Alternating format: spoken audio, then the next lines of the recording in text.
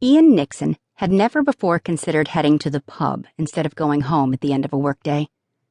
8 years of scrimping and saving, crying babies and tantruming toddlers, medical troubles and family interference, and he'd always embraced the drama. But this wasn't something they could face together. Now the drama was between them, and he didn't know if he could handle another chilly conversation where he ended up the bad guy when he had no clue what the problem was. It had been a long, hot summer, long days in the field, too many nights spent poring over other people's bookkeeping. Carrie had been on board with him picking up the extra work, but maybe those nights would have been better spent in their bed, wrapped around his wife. Had there been clues? Hindsight was a fucking bitch. Of course there had been clues. A bite of the lip, an indrawn breath, wrinkled brows and shrugged shoulders. A few false starts at conversations about work and balance. But the real alarm should have gone off when all that faded. Silence chilled like nothing else. It took him a few weeks to notice, because he was an idiot.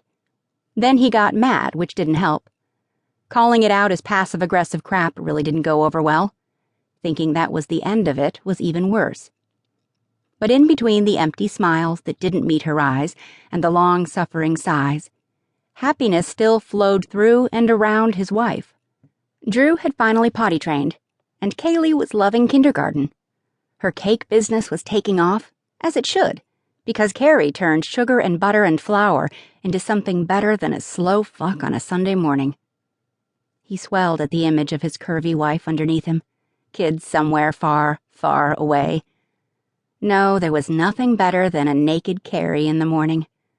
But her German chocolate cake came pretty damn close.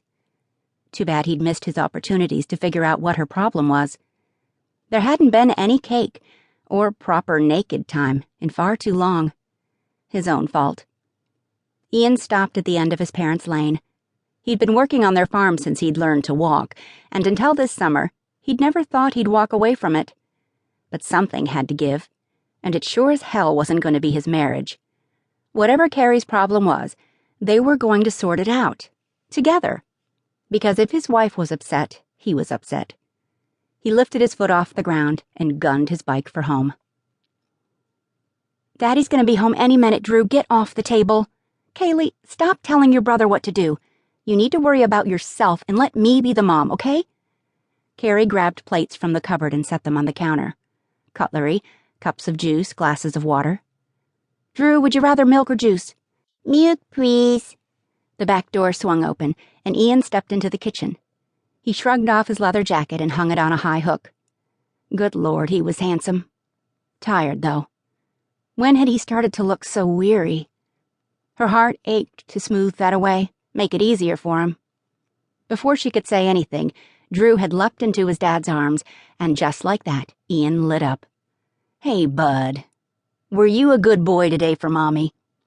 The 3-year-old bobbed his head solemnly. No time out, no trouble. That's what I like to hear. I'm going to take a quick shower. You go play. Drew hit the ground running, and finally Ian was across the room. She lifted her face for a kiss. Too quick, never enough time.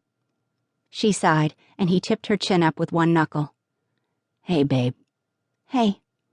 Missed you today. Miss you every day. That smile again. Too weak. What was on his mind? Everything okay? He nodded and leaned in to dust her mouth with another kiss. More, she whispered. His tongue darted out and swiped at her bottom lip. 8 years, and she still shivered.